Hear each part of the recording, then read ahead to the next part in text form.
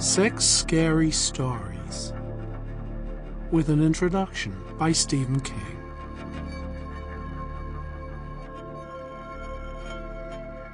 I enjoy working with my British publisher, partly because the folks at Hodder have always been friendly and helpful, perhaps more because they've always published my books with joie de vivre and enthusiasm.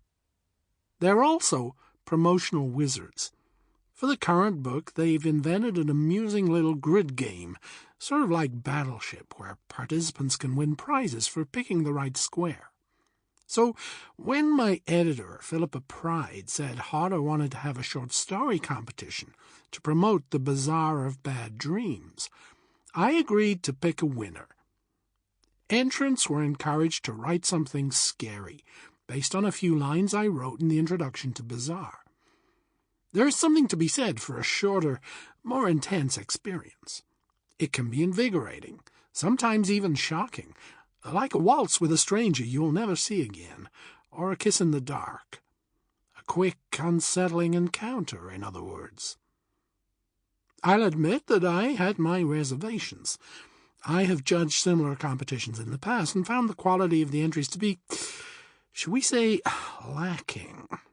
It usually came down to picking the best of a bad lot. Still, the way this competition was set up made my part of the job look pretty easy. The avalanche of entries, over 800 as it turned out, would be winnowed down to 20. These would be further winnowed to a short list of just 6 stories by a panel of judges that included redoubtable Miss Pride, Kate Lyle Grant of 7 House Publishers, and Claire Armistead, the book's editor at The Guardian. I felt that with such seasoned veterans separating the sheep from the goats, I would be able to select at least one story that wasn't too embarrassing. I wasn't the only one with doubts.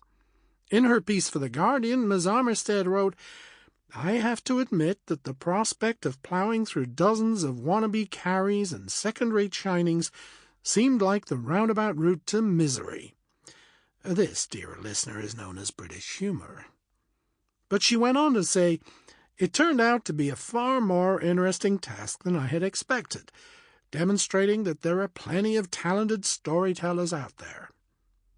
Absolutely spot on, Miss Armistead, and good on you. I was stunned and absolutely delighted to discover that all 6 of the stories sent on for my consideration were very good indeed. In some cases, the prose was a bit more felicitous than in others, but each and every one of them had an original slant, and in each and every one there was that icy frisson of fear, that quick stab of the literary ice-pick that we look for in tales of horror, terror, and the supernatural.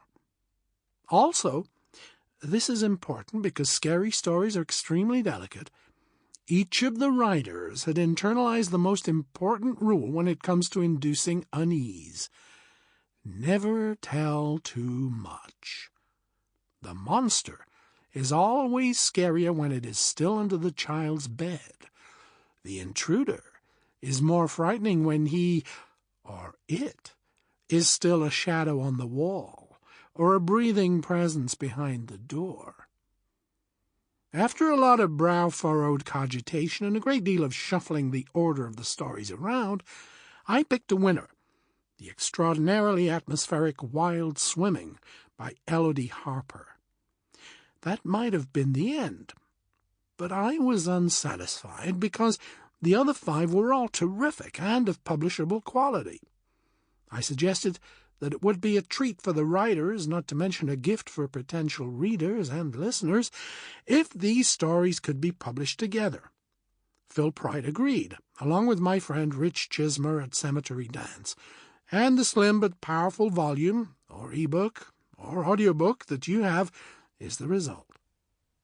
I could elucidate the charms of each individual story. Part of me longs to do just that, because in my heart I'm just another fanboy. But that would be unfair to you, and even more unfair to the stories that follow. It would be violating the prime directive. It would... Sample complete. Ready to continue?